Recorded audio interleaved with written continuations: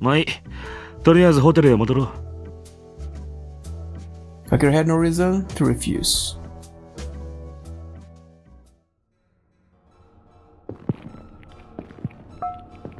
Late that night, two shadows climbed the steps of the palace.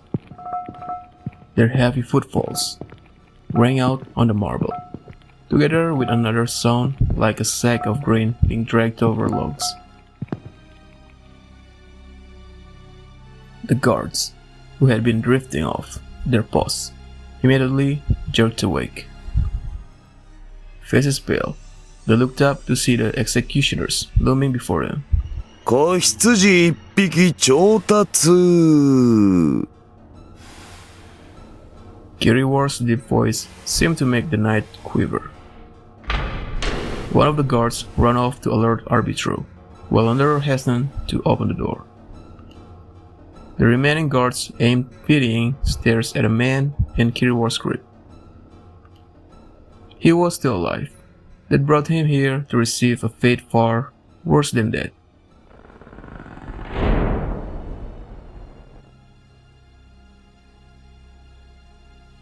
どれでも好きな品を一品お選びください。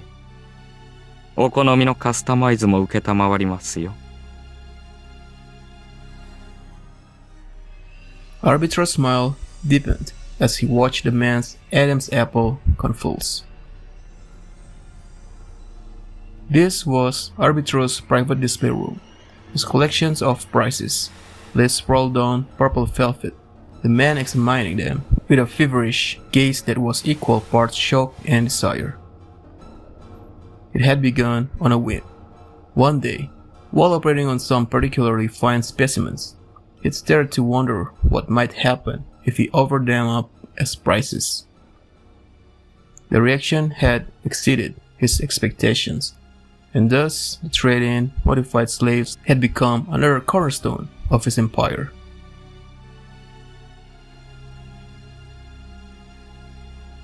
In addition to the boys whom Arbitro had selected based on his personal tastes, these slaves included a number of girls with wayfish, undeveloped bodies. He had begun dealing in the girls in response to customer requests. Rumor had it that some people joined Igura solely in order to purchase a slave. It was the perfect form of recycling, a way to enjoy his hobby without leaving too many bodies on the streets. Arbitro was extremely satisfied with the collection he'd assembled. The slaves' bodies were covered in scars and bruises, each the perfect color, size, and shape. The sight of them filled him with bliss. それじゃあ、あの子。The man pointed tentatively at one of the slaves. 彼ですね。かしこまりました。とても柔軟で肌のキメも細かい。良い品ですよ。そうか。The slave in question was slumped against the slave beside him, his head on the other boy's shoulder. His eyes were glassy and dim, like the eyes of a corpse. He looked as though the support were the only thing keeping him from sliding to the floor. And yet, the boy was very much alive.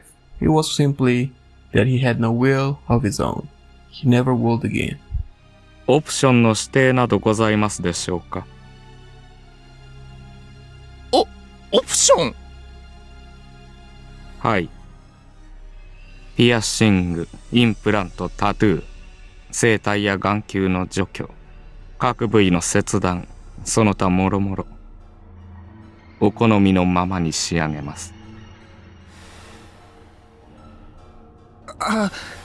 いや、よくわからんからいいよ。かしこまりました。それでは支度をいたしますので玄関ホールにてお待ちください。With practiced difference, Arbitro bowed low and waved at the door. The man laughed with an expression that was both unsettled and excited, like he couldn't believe what he had just done. As soon as the door had closed behind him, Arbitro rose from his bow with a sneer of contempt. これだから無知なバカは困る。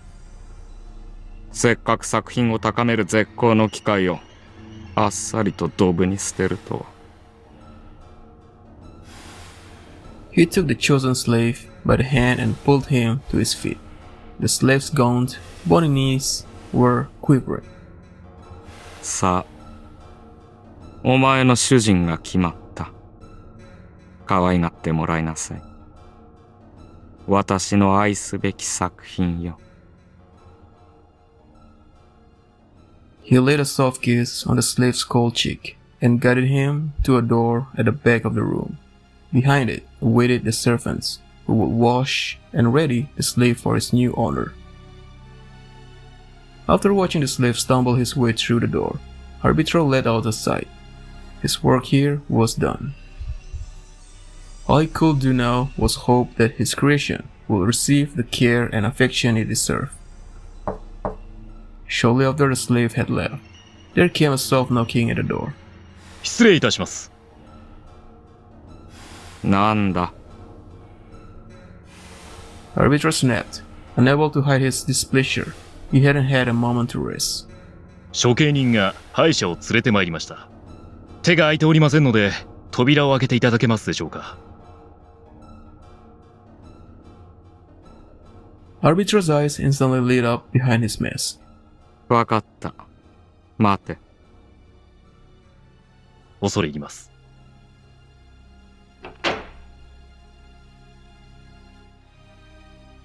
Quivering with anticipation, Arbitro opened the door. One of his guards, a giant of a man, stood there with a man curled in his massive arms. He entered the room and laid the man gently on the floor. 失礼いたします。With a perfect bow, the guard departed. Arbitro crouched down and began to assess his new subject. Heavy use of rain had left the young man looking haggard, but he was still attractive nevertheless. Arbitro stroked his off-wet hair, likely the result of an attempt to dye it silver, then slid his hand down the side of his face. When he reached the man's lips, he stroked them softly. They were warm. His head filled with the wonderful images. There were so many ways he could sculpt this piece. What screams will he hear? What expression will he witness?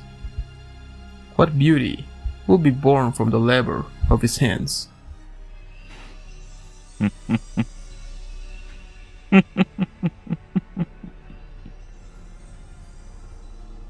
Joy rose inside Arbitro like a frothing, black tide and surged from his throat as laughter.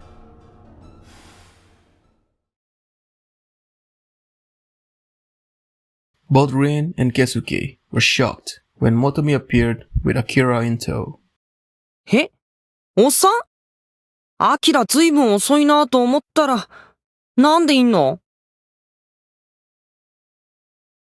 Motomi's cold. いちゃ悪いか。俺は見つけて拾ってきただけだ。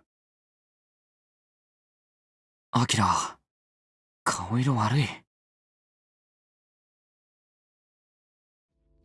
Akira felt Keisuke's worried gaze on him as he tossed his bag to the floor and flopped onto the sofa.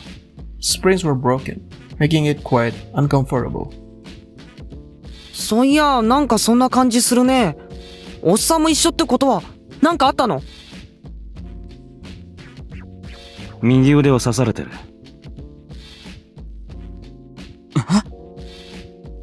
大した怪我じゃないけどな。どれ、見せてみろ。As Motomi took the seat beside him, Akira shrugged off his jacket and presented his right shoulder. Now that he had returned, Akira found that his outing had done little to resolve the ambivalence he felt toward Rin and Keisuke. Akira had never been much for talking, but right now he didn't even want to look them in the eye. Ever since taking that man's text, he couldn't shake his tortured expression from his mind. It was like dark fog filling his chest. His inability to explain what bothered him only made it worse. Keisuke, meanwhile, was staring at the wound on Akira's arm. His expression seemed clouded for some reason. 消毒液と包帯取ってきた方がいいよね。ちょっと交換してくる。頼む。While Rin went running off toward the cloakroom, Motomi lit a cigarette and put it in his mouth. He grimaced as he examined Akira's wound. Maybe the smoke was getting in his eyes. The blood had mostly clotted, but it still looked painful when viewed beneath bright lights. ああ、そんなにひどかねえな。ばい菌さえ入らなきゃすぐ治るだろう。痛むか？いや。The pain wasn't as bad now. Perhaps he'd gotten used to it. そうか。なら大丈夫かな。Rin came running back. The pounding of his feet almost drowned out Motomi's voice. お待たせ。はい、これ使って。うん、悪いな。Motomi applied the disinfectant, then skillfully bandaged Akira's arm. His deft touch was surprising for such a rough-seeming man. 慣れてるな。ん？はあ。ちょっと経験があるからな。お手のもんや。He shot Akira a rakish squint. で、何があったのさ、一体。Rin perched his elbows on the back of the sofa and peered at the two of them curiously. Keisuke watched in silence.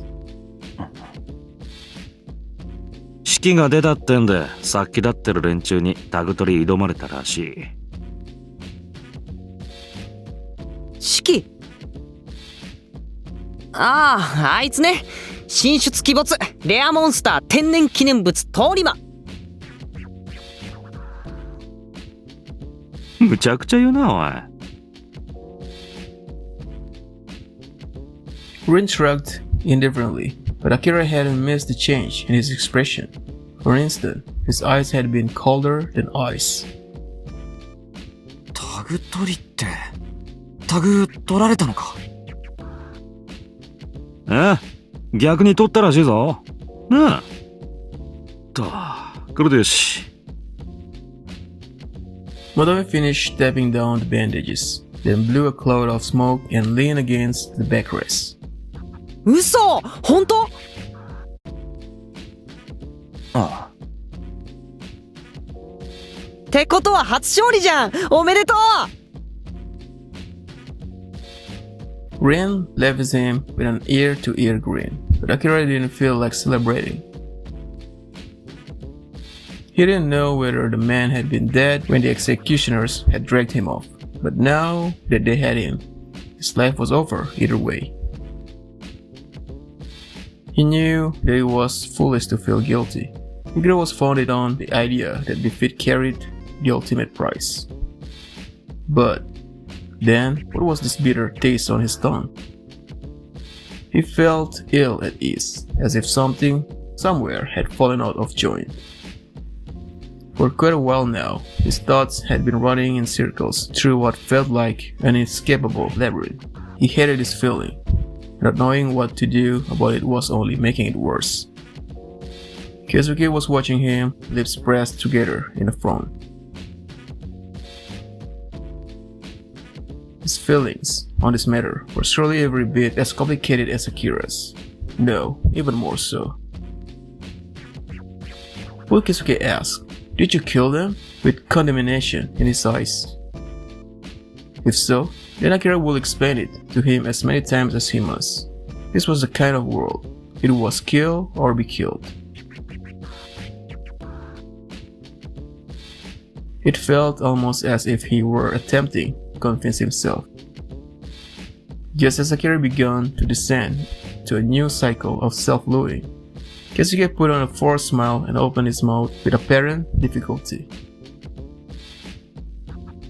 His next words totally betrayed Akira's expectations. おめでとう。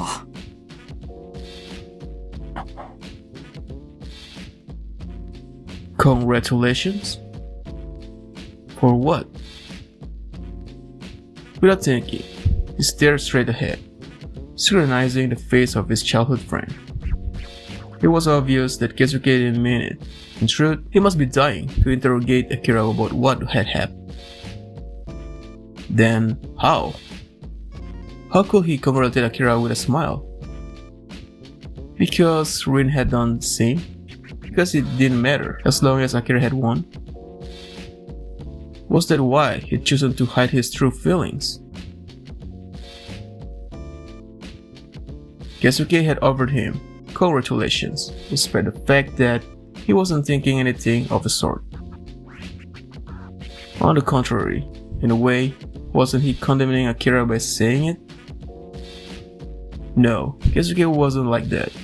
Akira knew that better than anyone, and yet, it was no use. He couldn't think straight. His emotions were a cauldron of black lava sitting on the brink of eruption. Trying to calm them was only making it worse. He knew Keisuke's personality like the back of his hand, so why was it suddenly so... Akira. Stop smiling. やめろよ。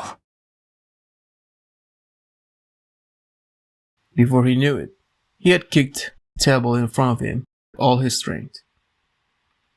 Keisuke froze. Rin and Motomi looked at him in surprise. For a second, it seems like time had stopped. 何笑ってんだよ。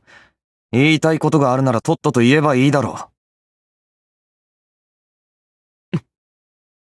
う。何言って。聞きたいんだろ？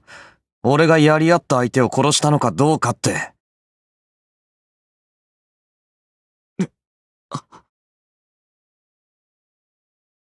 Keisuke withered beneath Akira's glare.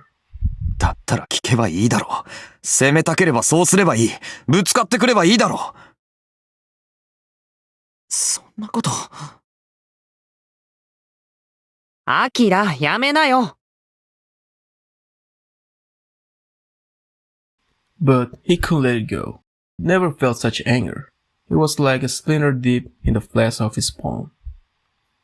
Elbows on his knees, Keisuke clenched his fist tightly. 俺は、アキラが望んでいたことだし、よかったと思って。俺が望んでたとか関係ない。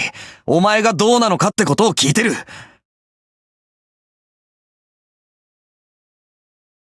How many times had he spoken this exact same line? He was sick of it, of how it always ended this way. Keisuke never gave it to him straight. No matter the situation, he always put Akira's needs first. But of course, it was impossible for a man like him to hide his true feelings. They invariably showed on his face, and yet, despite that, he insisted on sharing it. It baffled Akira. Why would he do such a thing? And filled him with a burning anger. It felt like Keisuke was lying to him. He hated it. He hated how Keisuke refused to challenge him, how he went along with whatever he wanted. Did he think that Akira needed to be coddled? This was what Akira had always despised, a relationship founded on false smiles. お前昔からそうだよな。何も変わってない。Anger had overwhelmed his self-control. The words wouldn't stop coming. もし俺が死ねって言えば死ぬのか？俺が望んだからってお前死ぬのかよ！そうやって自分殺して何か楽しいか？何でも意見優先してもらえて俺が喜ぶとでも思ってんのか？アキラ、ちょっと言い過ぎ。But Rin's voice fell on deaf ears. Akira wasn't processing anything anymore. Everything had gone black, and all he could hear was the sound of his voice. Part of him knew he mustn't speak these words, but the rest of him didn't know what else to do. Keisuke's head jerked up, and he opened his mouth to speak, but Akira's voice smashed him flat. いい加減にしろよ！お前見てるとイライラする。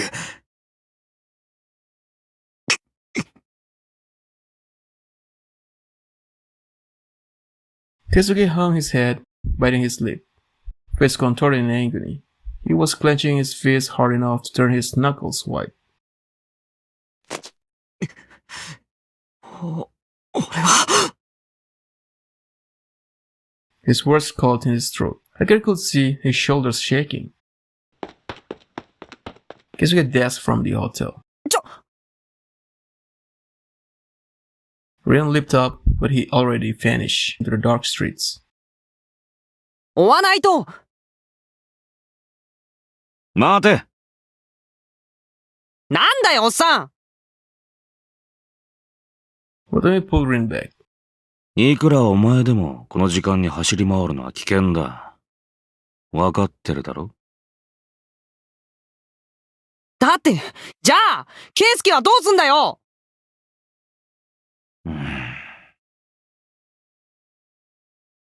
Watami answered with a stern glare. Rin shot Akira a pleading look.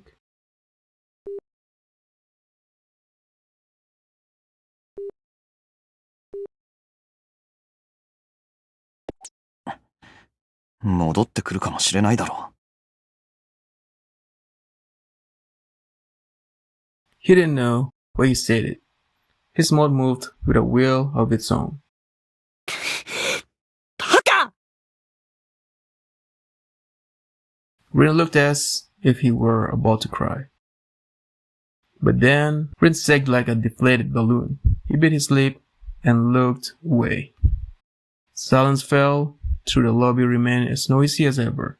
It felt as though the world had gone quiet. Akira's head cooled rapidly. It hurt to swallow, as if he had a giant knot in his throat. That wasn't what he wanted to say. He'd known it would hurt Keisuke, but he hadn't been able to stop. Look in the mirror.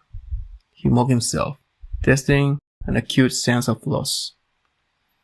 Lashing out at Keisuke like that. All he'd done was relieve his own petty frustrations. What right did he have to lecture Keisuke when he couldn't control himself? とりあえず少し休め。疲れてるんだろ。夜が明けたらケイスケを探そう。Watami laid a hand on Akira's shoulder. The younger man's answering nod might easily have been mistaken for a quiver of self-looting. Akira pressed his forehead down into his folded arms, then sighed, in an attempt to expel the knot in his throat. But the knot refused to fade. no matter how hard he tried.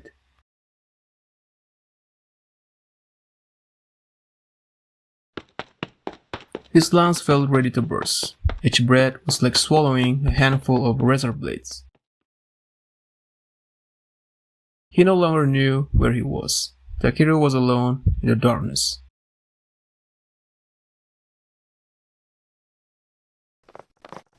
He tripped over something, whether it was a garbage or a body. He couldn't say, and his tortured leg muscles gave out. He collapsed against the wall of the alley. The concrete chill spread to his cheek. Flipping onto his back, he opened his mouth wide and groaned as he gulped down air. くそ This was all because he tried to steal those tags from the man who'd bought him.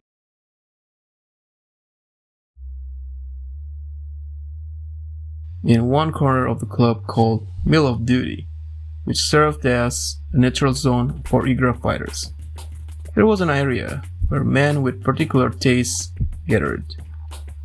For one night alone, they will forget their respective positions and indulge needs that could not be satisfied by normal means.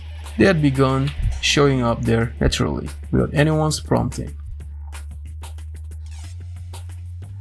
The unwritten agreement, the color of the cocktails each man held indicated his preference. When men found kindred spirits, they would down each other's ring to seal the bargain. The most dangerous color was blue. It indicated an interest in mutilation. Up to and including the severing of limbs, such people rarely found partners, and couldn't afford to be picky. Takeru had taken advantage of this. He'd approached a man holding a blue cocktail. His hair had been neat and swept back, his suit rumpled but high quality. The turned down corners of his eyes had given him a gentle look. One might have been forgiven for wondering what such a nice man was doing in Toshima, but that didn't account for the dark light lurking in the depth of his eyes. Delighted at having found a target for his sadism, he already finished off Takeru's cocktail and took him straight to a cheap hotel that stank of mold and dust.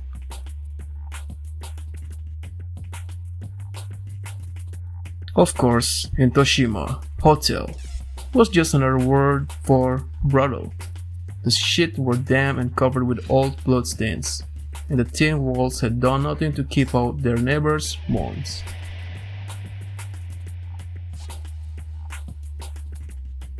When the man, losing his head with arousal, had pushed Takeru onto the bed and attempted to take off his clothes, Takeru had used the toe of one steel-tipped boot to kick the man's bulging crotch as hard as he possibly could. The creak of the springs, a strangled whimper. Even after the man had curled up on the floor, Takeru had kept kicking. His toe sank deep, crushing soft flesh, and he felt hot liquid gush over his foot. As the man convulsed, groaning in agony, Takeru had moved to take his tags. He had been well aware that he was violating the rules, but those rules were hardly enforced to begin with. As long as he remained under the executioner's radar, it would all work out in the end, he thought. Besides, a little risk was nothing if it meant getting closer to Ilray. He had no more time to waste. When the moans had ceased and the man had stopped moving, he rolled the man onto his back with his boot and reached for his tags. Just then, a loud noise had rocked the flimsy building. Takeru's heart leapt into his throat. Cheers and footsteps, shouts, panicked voices. The sounds were getting closer. The pounding of his pulse grew until it felt like his whole body had become one giant heart. Sweat gushed from his pores. His lone eye frantically sought an escape. The door fell in with a bang, and beyond stood two tall men. The executioners. Without wasting a beat, Takeru shattered the window and leapt into the night.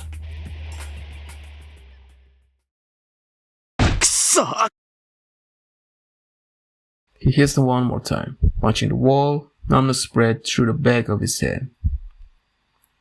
The executioners had their eye on him now. No matter what he did, they would hound him forever. Akira was their ideal prey, like a pair of bloodman hunting dogs. Those two loved nothing so much as a chase. By running, he was giving them exactly what they wanted. It felt like he was already caught, like a hooked fish running at the end of the line. When his strength gave out, they would reel him in. That feeling only made him more desperate to escape. This was no time to curl up on the street. He had to get back on his feet, keep running. He looked up, sensing someone nearby. It wasn't the executioners. He could no longer hear their heavy footsteps. He scanned the moonlit alleyway. To his right, it looked like a dead end. To his left, a human shape was standing there, hazy in the dim light. A ghost? Nonsense. He didn't believe in such things. The figure appeared to be drawing closer, slowly and without making a sound. Watching the stranger carefully, he put a hand on his knife and prepared himself for battle. It hardly seemed necessary. However, the shape didn't look like it was here to fight. In fact, it appeared as defenseless as a child. Its gait was unsteady, as if its head were in the clothes. Was exhaustion making Akira hallucinate? Or was it truly a ghost? He couldn't trust his own eyes. The shape grew larger until it resolved into the outline of a man. There it stopped, still some distance away. The man's pale face was faintly visible, though the darkness kept the details hidden. His lifeless eye gave him an otherworldly air. なんだ、てめえ。Akira growled in, a tone thick with warning, his eyes never leaving the man. Felt that if he didn't speak, he might start to doubt his own existence. The man gazed back at Akira in silence. This proved too much for Akira's frayed nerves. なんなんだよ。俺になんか用でもあんのか？ Akira shouted, hoping to provoke a reaction, but his voice vanished into the night. Sweat ran down his face, cold and clammy. 辛いだろ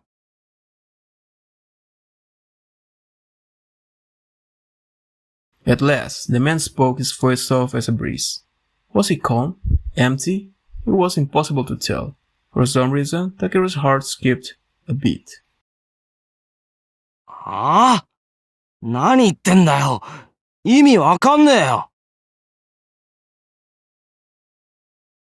気ばかりがせいている。こんなことをしている場合じゃないのに。こんなところでうずくまっている場合じゃないのに。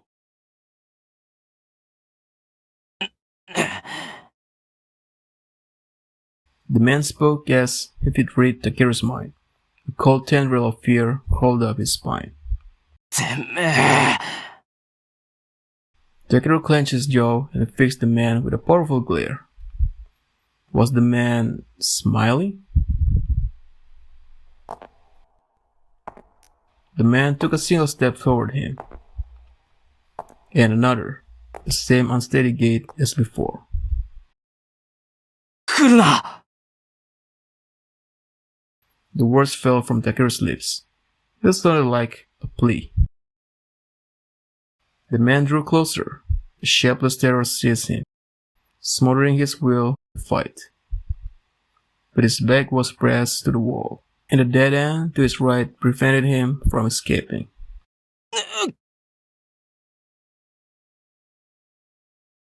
He squeezed his eyes shut. Fear gripped his throat like a vice.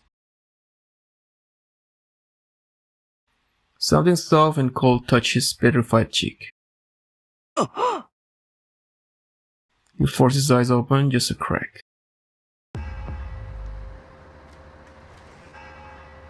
The man was gently cupping Takira's cheek in his hand. A small smile played about his mouth. He regarded Takira with a pale blue eyes. 怖がらなくていい。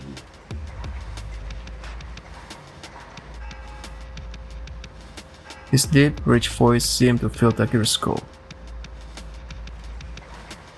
もう疲れたんだろう。He caressed Takira's face, though his hand was chilly. Takira thought he sensed warmth. His fear dissipated, and for some reason, a sense of utter peace welled up to replace it. It felt like the soothing embrace of sleep. The tension drained from his body, and he sank against the wall. 何なんだよ。 Desperate to avoid being swept into oblivion, he struggled to hold the man's gaze. The man's eyes were strikingly clear, and narrowed in a smile. Takira felt his mind melting away. It was like being under a spell. He couldn't resist. 俺はお前だ。俺？そう。お前。